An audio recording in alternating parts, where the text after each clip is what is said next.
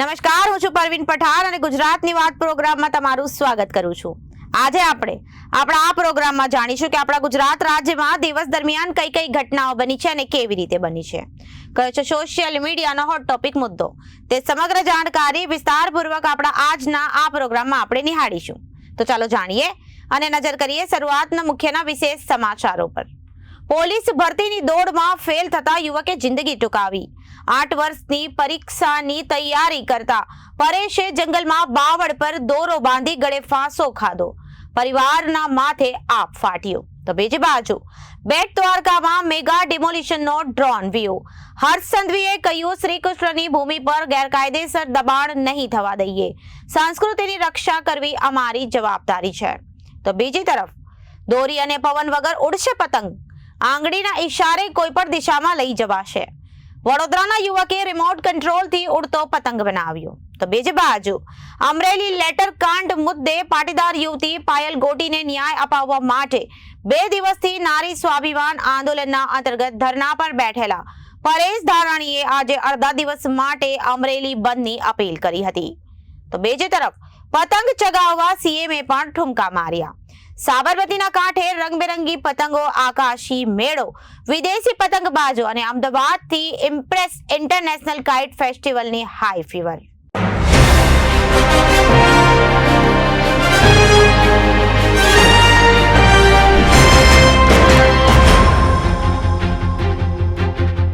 હવે જોઈએ સમાચારો વિગતવાર। સમગ્ર રાજ્યમાં હાલ પોલીસ વિભાગની લોક રક્ષક અને પીએસઆઈની ભરતી પ્રક્રિયા શરૂ છે। ત્યારે માણાવદર તાલુકાના દગડ ગામના 29 વર્ષીય પરેશ હમીર કાનગડ નામનો યુવક તારીખ 9/1/2025ના પોલીસ ભરતીની પરીક્ષા આપવા માટે જામનગર ગયો હતો। છેલ્લા 8 વર્ષથી પરીક્ષાની તૈયારી કરતો યુવક પોલીસ ગ્રાઉન્ડમાં સમયસર દોડ પૂરી ન કરતા નાપાસ થયો હતો, જેથી યુવકને મનમાં લાગી આવતા બાટવા નજીક જંગલમાં જઈ તે ગળે ફાંસો ખાઈ આપઘાત કર્યો હતો। પરિવાર પર આપ તૂટ્યું છે। આ અંગે મૃતકના સગા સાથે વાત કરતા તેમણે જણાવ્યું કે પરેશ છેલ્લા ઘણા સમયથી અલગ અલગ પરીક્ષાઓની તૈયારી કરતો હતો।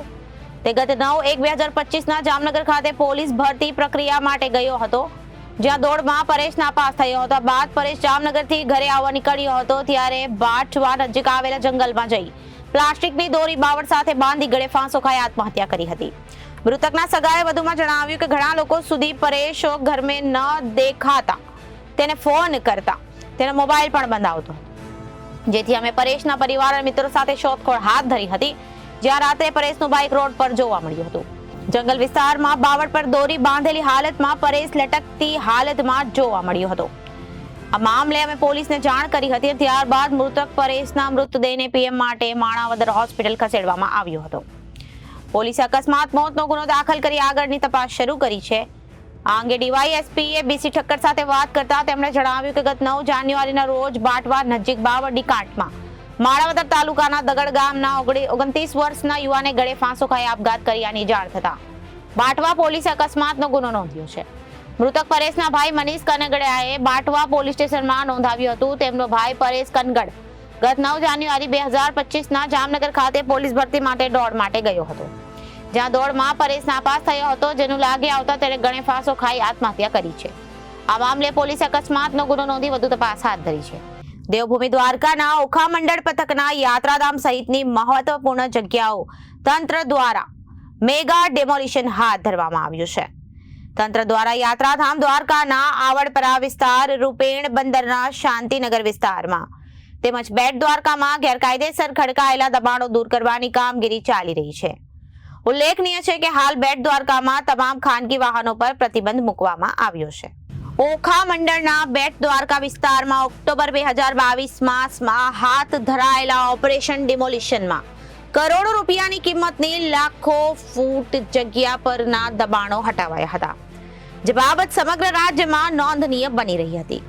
આ પછી બીજા રાઉન્ડમાં યાત્રાધામ, હર્ષદ, ભોગત વગેરે સ્થળોએ પણ માર્ચ 2023માં સમયગાળામાં રેવન્યુ વિભાગ દ્વારા પોલીસ તંત્રને સાથે રાખીને ધાર્મિક તેમજ રહેણાંક અને કોમર્શિયલ દબાણોનો કડુસલો બોલાવી દીધો હતો। દેવભૂમિ દ્વારકા જિલ્લાના પોલીસ વડા નિતેશ પાંડ્યાની સીધી દેખરેખ તેમજ માઇક્રો પ્લાનિંગ હેઠળ કરાયેલી આ દબાણ હટાવ ઝુંબેશ આવકારદાયક બની હતી। આ વિસ્તારમાં કોઈ અનિચ્છનીય બનાવ ન બને તે માટે પોલીસ તંત્ર દ્વારા સંપૂર્ણપણે સાવચેતી તેમજ સીસીટીવી અને ડ્રોન કેમેરાની મદદથી બાજ નજર રાખવામાં આવી રહી છે. ડિમોલિશનના સ્થળને પોલીસે કોર્ડન કરી નહીં ચકલું પણ ન ફરકે તેવી સજ્જડ વ્યવસ્થા હાથ ધરી હતી. આ દબાણ હટાવ ઝુંબેશમાં પોલીસ તંત્ર સાથે રેવન્યુ તંત્રી, PGVCL તેમજ સ્થાનિક નગરપાલિકાનો સ્ટાફ પણ જોડાયો હતો. ત્યારે દ્વારકા, બેટ દ્વારકા વિસ્તારમાં આજથી શરૂ થયેલા ડિમોલિશનના વધુ એક રાઉન્ડે દબાણ કરતા તત્વોમાં ભય સાથે દોડધામ પ્રસરાવી દીધી હતી. વડોદરાના 24 વર્ષીય પ્રિન્સ પંચાલે રિમોટ કંટ્રોલથી ઉડતો પતંગ તૈયાર કર્યો છે. આ પતંગ તેણે માત્ર 3 દિવસમાં તૈયાર કરી દીધો છે અને તેને તૈયાર કરવામાં 10,000 રૂપિયાનો ખર્ચો થયો છે. ઉત્તરાયણના પર્વમાં દોરીથી પક્ષીઓને બચાવવા માટે પ્રિન્સને દોરી વગર ઉડતો પતંગ બનાવવાનો વિચાર આવ્યો હતો અને પોતાના વિચારને તરત જ અમલમાં મૂકી દીધો હતો. આ પતંગ રિમોટ કંટ્રોલથી 1 કિલોમીટર દૂર સુધી ઉડી શકે છે અને એને લેફ્ટ એન્ડ રાઈટ પણ કરી શકાય છે. ટૂંકમાં કહીએ તો આ પતંગ ઉડાવતી સમયે પતંગબાજોને વિડીયો ગેમ રમતો હોય એવું ફિલિંગ આવે છે. ઉલ્લેખનીય છે કે પ્રિન્સ અગાઉ 100 થી વધુ ટોય પ્લેન તૈયાર કરી ચૂક્યો છે. દાદા સાથે મળીને ટોય પ્લેન ડ્રોન બનાવવાનું શરૂ કર્યું હતું. પ્રિન્સ રિમોટ કંટ્રોલથી ઉડતા પતંગ બનાવનાર પ્રિન્સ પંચાલે જણાવ્યું કે હું સોશિયલ મીડિયાના માધ્યમથી રમકડાના પણ રિયલની જેમ ઉડતા પ્લેન, ડ્રોન અને પતંગ બનાવતા શીખવું છું. સાથે સાથે નોકરી પણ કરું છું. દર વર્ષે પહેલા મેં અને મારા દાદાએ ટોય પ્લેન અને ડ્રોન બનાવવાનું શરૂ કર્યું છે. મારા દાદાનું કોરોનામાં અવસાન થયું હતું. ત્યારબાદ મારા પરિવારના સપોર્ટથી હવે હું જ રિમોટથી ઉડતા પતંગ અને ટોય બનાવું છું. તેણે વધુમાં જણાવ્યું કે આ પતંગ બનાવવામાં મને 3 દિવસનો સમય લાગ્યો છે. રિમોટની સાથે આ પતંગ 10,000 રૂપિયામાં તૈયાર થયો છે. આ પતંગ કાર્બન ફાઇબર રોડમાંથી બનાવવામાં આવ્યો છે. આ પતંગમાં કાગળની જગ્યાએ નાયલોન ફેબ્રિક કાપડ યુઝ કરવામાં આવ્યું છે અને બેટરીના માધ્યમથી ઉડે છે અને મોટરના માધ્યમથી પતંગ લિફ્ટ થાય છે. પતંગને રિમોટ કંટ્રોલના માધ્યમથી ઉડાડવામાં આવે છે. પતંગને લેફ્ટ એન્ડ રાઈટ પણ કરી શકાય છે. તેણે ઉમેર્યું કે પતંગની આગળની સાઈડ પંખો લગાવવામાં આવ્યો છે અને પાછળની સાઈડ જે ફ્લેપ છે એનાથી પતંગને લેફ્ટ અને રાઈટ કરીને પતંગને ઉડાવી શકાય છે. આ પતંગ ફક્ત રિમોટ કંટ્રોલથી ઉડે છે, એના માટે દોરીઓનો ઉપયોગ થતો નથી. ઉત્તરાયણના દિવસે બપોરના સમયે પવન હોતો નથી. આ સમયે આપણે આ પતંગને ઉડાવી શકીએ છીએ. આ પતંગ 1 કિલોમીટર ઊંચો અને દૂર ઉડી શકે અને એની બેટરીની ક્ષમતા 15 મિનિટની છે. તેણે વધુમાં જણાવ્યું કે અત્યાર સુધીમાં 100 થી વધુ ટોય પ્લેન તૈયાર કર્યા છે, જેમાં 5 થી 10 ફૂટના ફાઇટર પ્લેન, કાર્ગો પ્લેન અને સી પ્લેનના મોડલ તૈયાર કર્યા છે. એ પણ રિમોટ કંટ્રોલથી ઓપરેટ થાય છે. હું કંઈક નવું કરવા માંગતો હતો, એના કારણે મેં આ રિમોટ કંટ્રોલથી સંચાલિત પતંગ તૈયાર કર્યો છે. ભવિષ્યમાં મારે મારી YouTube ચેનલના માધ્યમથી વધુમાં વધુ લોકોને આ પ્રકારની પતંગો બનાવતા શીખવવું છે. નાના બાળકો હાલ મોબાઈલમાં ગેમિંગ કરે છે, એનાથી આગળ વધીને તેઓ કંઈક ક્રિએટિવ કરે એ માટેનો સારો મારો પ્રયાસ છે. અમરેલી લેટરકાંડ મુદ્દે પાટીદાર યુવતી પાયલ ગોટીને ન્યાય અપાવવા માટે 2 દિવસથી નારી સ્વાભિમાન આંદોલનના અંતર્ગત ધરણા પર બેઠેલા પરેશ ધાનાણીએ આજે અડધા દિવસ માટે અમરેલી બંધની અપીલ કરી હતી. આ દરમિયાન કાયદો વ્યવસ્થા જળવાઈ રહે તે માટે અધિક જિલ્લા મેજિસ્ટ્રેટ દ્વારા આગામી 22મી તારીખ સુધી અમરેલીમાં 144મી કલમ લાગુ કરવામાં આવી છે. અમરેલી લેટરકાંડ મુદ્દે પાટીદાર યુવતી પાયલ ગોટીને ન્યાય અપાવવા માટે 2 દિવસથી નારી સ્વાભિમાન આંદોલનમાં અંતર્ગત ધરણા પર બેઠેલા પરેશ ધાનાણી આજે અડધા દિવસ બાદ અમરેલી બંધની અપીલ કરી હતી. આ દરમિયાન કાયદો વ્યવસ્થા જળવાઈ રહે તે માટે અધિક જિલ્લા મેજિસ્ટ્રેટ દ્વારા આગામી 22મી તારીખ સુધીમાં અમરેલીમાં 144ની કલમ લાગુ કરવામાં આવી છે. સતત 48 કલાક બાદ દીકરી પાયલને ન્યાય અપાવવા માટે ઉપવાસ પર બેઠેલા પરેશ ધાનાણીએ આજે આંદોલન પૂર્ણ કર્યું હતું. ત્યારે આજે પરેશ ધાનાણી અમરેલી લોકોને દુકાનો સ્વૈચ્છિક બંધ રાખવાની અપીલ કરવામાં આવી છે. અમરેલી શહેરમાં સવારે 8 વાગ્યાથી બંધને પ્રતિસાદ મળી રહ્યો છે. અમુક વિસ્તારોમાં દુકાન બંધ છે, જ્યારે કેટલાક વિસ્તારોમાં દુકાન ખુલ્લી પણ જોવા મળી રહી છે. આ દરમિયાન શહેરમાં કાયદો અને વ્યવસ્થા જળવાઈ રહે અને કોઈ અનિચ્છનીય બનાવ ન બને તે માટે ચાંપતો પોલીસ બંદોબસ્ત ગોઠવી દેવામાં આવ્યો છે. ગુજરાતની આગવી ઓળખ સમાન ઇન્ટરનેશનલ કાઇટ ફેસ્ટિવલ આજે 11 જાન્યુઆરીથી રંગારંગ પ્રારંભ થઈ ચૂક્યો છે.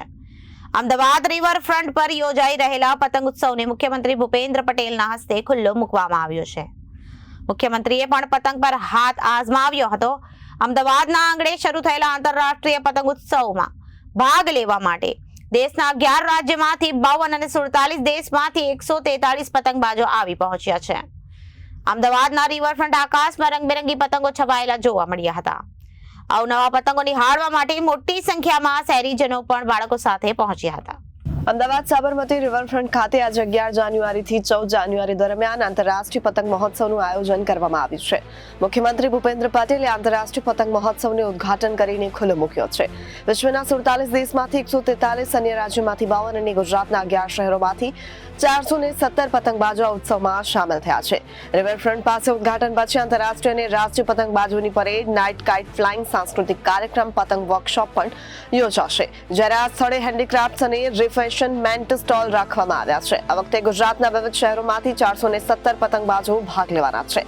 ગયા વર્ષે જ્યારે પતંગ મહોત્સવ ઉજવવામાં આવ્યો હતો ત્યારે 55 દેશો, 153 અને 12 રાજ્યોના 68 અને ગુજરાતના 23 શહેરોના 865 પતંગબાજોએ ભાગ લીધો હતો. પરંતુ આ વર્ષે સંખ્યામાં ચોંકાવનારો ઘટાડો નોંધાયો છે.